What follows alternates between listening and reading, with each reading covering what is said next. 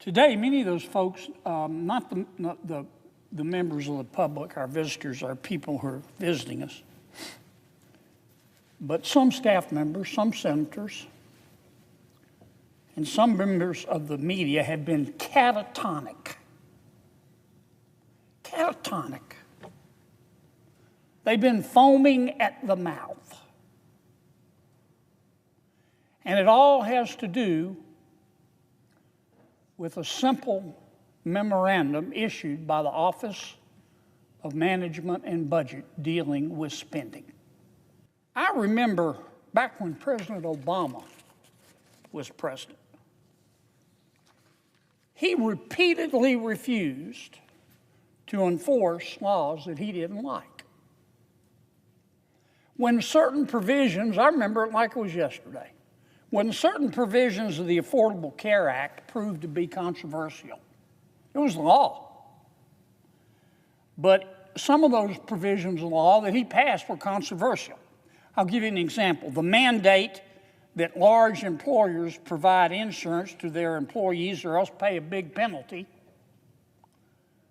President Obama just unilaterally delayed implementation. Said, I'm not going to enforce it.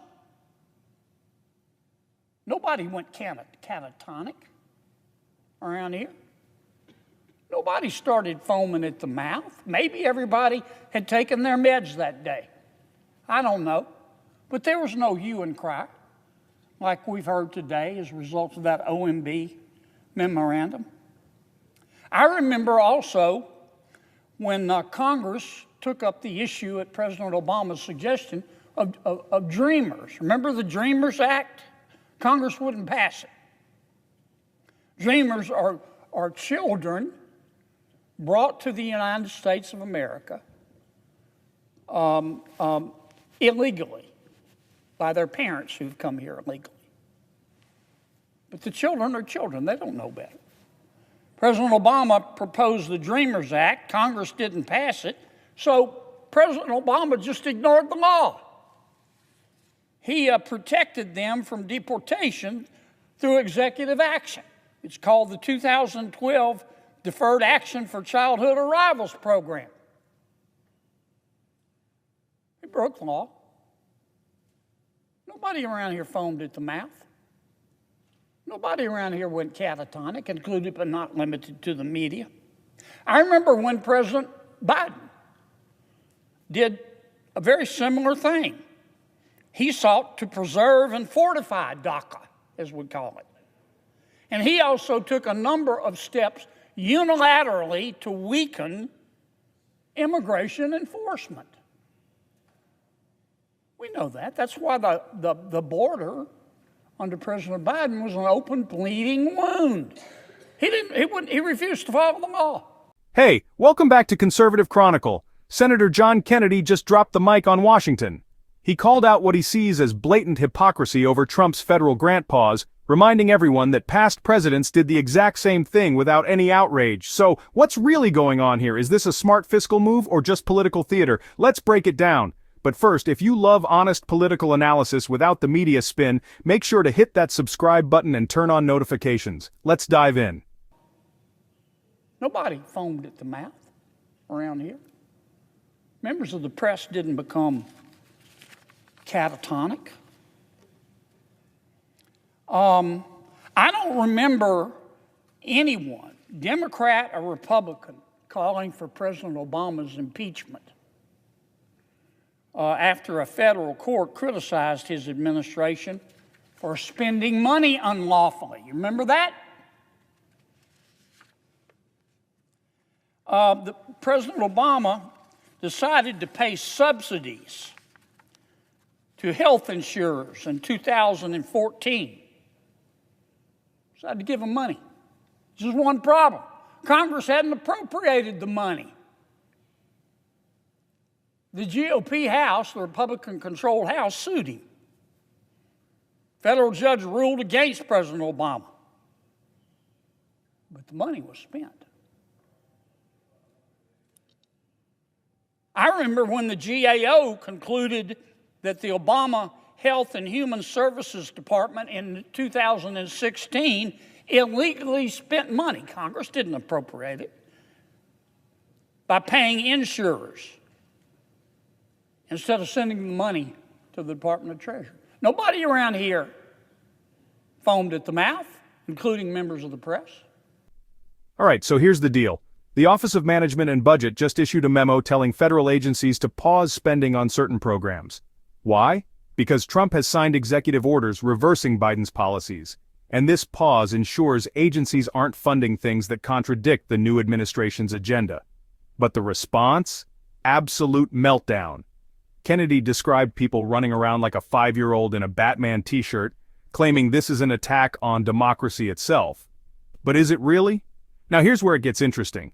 Kennedy pointed out that Obama and Biden did the exact same thing, ignoring laws they didn't like, delaying policies and shifting federal spending through executive actions. My point, Mr. President, in light of this OMB memorandum, which I'll talk about in a moment, my point is that having embraced non-enforcement when they like the results under President Biden and President Obama, my Democratic friends have very little standing. None, in fact, none, zero, zilch, nada, no standing to complain when President Trump employs the same legal theory for different purposes. I'm not suggesting that we ought to follow the rule, 2 wrongs don't make it right, but they do make it even. I'm just gently suggesting that maybe I should have started this speech with, if it weren't for double standards around this place, there wouldn't be any standards at all. Let me say it again. I support the take care clause of the Constitution. And I can read the law. I know a law book from a J. Crew catalog. I know what the Impoundment Act says. And I can read the court opinions holding that it's constitutional. Now, why am I talking about all this stuff? As you know, since he's been president, I don't know, a week, 10 days, President Trump has issued about 1 squillion executive orders. I think it's the most executive orders issued by a president in this short period of time in the history of ever. I'm still trying to read them. And most of his executive orders, this is a generalist statement, but I think it's fairly accurate, intend, as is his right, to reverse many of the policies implemented by President Biden. And I think it was yesterday, the Office of Management and Budget under President Trump, under an acting director, issued a memorandum. And the memorandum went out to all agencies of the federal government, and it said, look, you've seen the president's executive orders changing federal policy, which he has the right to issue. So hold up spending any money, OMB said to the various agencies, that would implement President Biden's policies as have been changed by President Trump. And the OMB was very careful in its initial memorandum and in its explanation later to say, look, we're not talking about direct payments to people. We're not talking about Medicaid. We're not talking about Medicare. We're not talking about Social Security. We're not talking about SNAP benefits. Very careful. Well, people around here today have been screaming like they're part of a prison riot. Oh my God, the president's not following the law. Like this had not happened before. Again, I'm not saying that 2 wrongs don't make it right, but they do make it even. I'm just trying to give you a little context for this, Mr. President. My good friend, Senator Schumer, and he is my good friend. I went on a trip with Chuck to China. And I don't want to personalize this about Chuck. Let me put it another way. Some of my Democratic friends have been running around, and some of my friends in the media have been running around like a 5-year-old in a Batman t-shirt, screaming that the world is coming to an end and the Impoundment Act is being violated and the Take Care Clause of the Constitution has been thrown into the garbage bin. But back then, silence, no outrage, no constitutional crisis. So why is it suddenly a disaster when Trump does it? Kennedy says it's simple double standards. But beyond the politics, Kennedy's real warning is about America's $36 trillion national debt. He says we're spending money like it's pond water and that our economy is on a journey to the center of the earth. As if this sort of hesitation to spend money has never happened before in Washington, D.C. Why is the Trump administration doing this? Look, I don't know. I don't talk to the Trump administration every day. People have a multitude of reasons of doing what they do. But I can see what's going on and what is going to be going on, Mr. President, over the next 6 months to a year.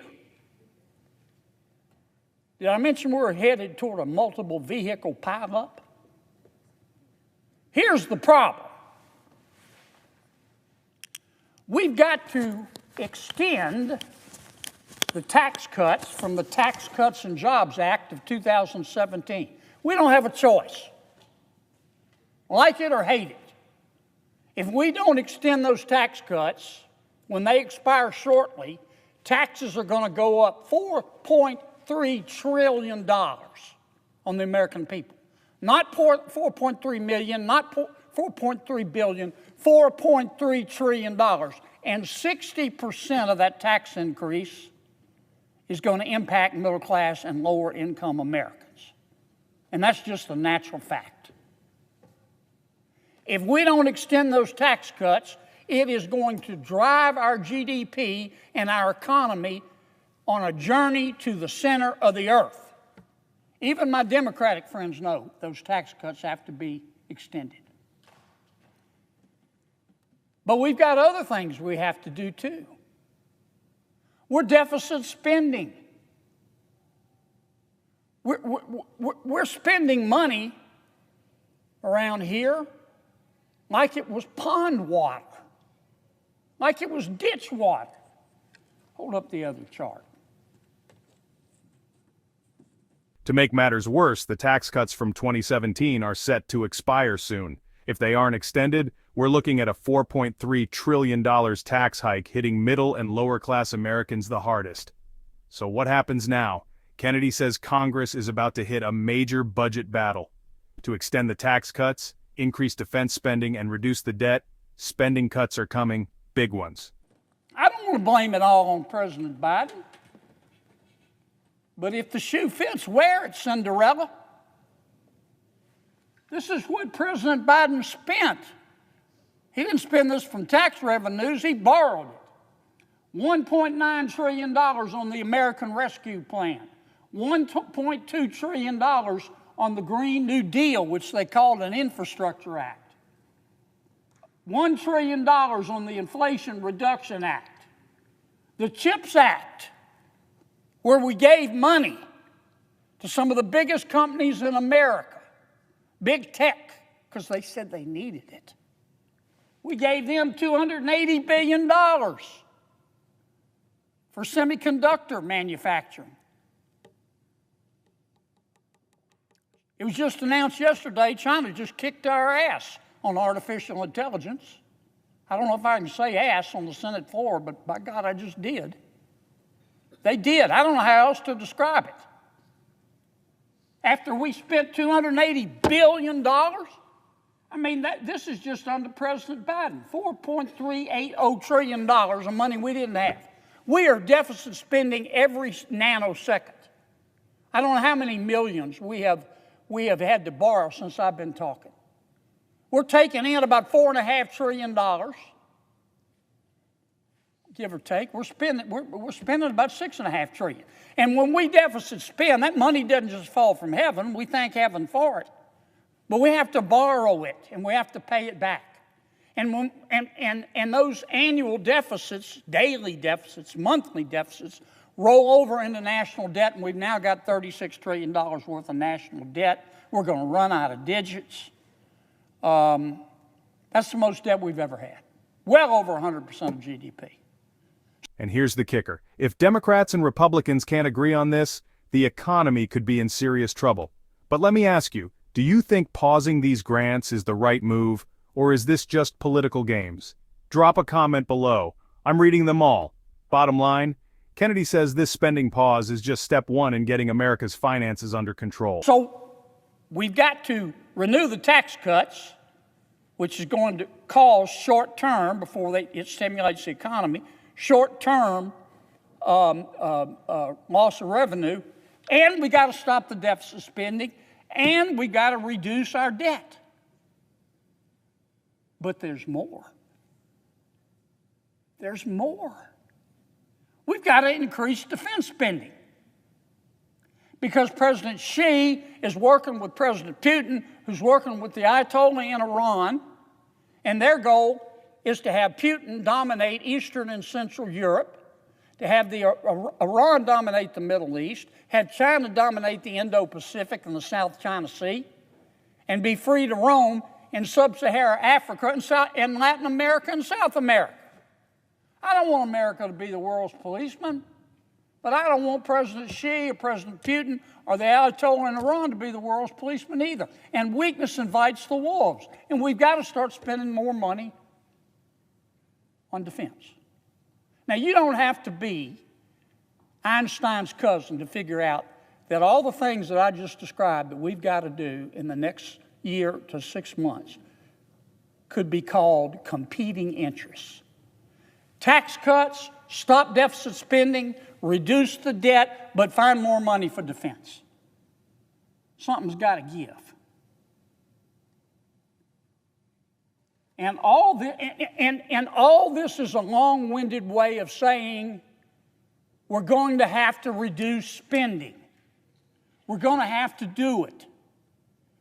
The numbers are the numbers. Since 2019, the American population has grown 2%. We're not having babies. 2%. And that's after all the illegal immigration. You know what has happened to our budget? It's gone up 55%. I know we had a pandemic. We had to save the economy. 2% growth in population, 55% increase in spending. Yeah, we've had inflation. We haven't had 55% worth of inflation. We're going to have to go to be able to afford tax cuts and more defense spending and to pay down deficits and to pay down debt. We're going to have to reduce spending to pre-pandemic levels.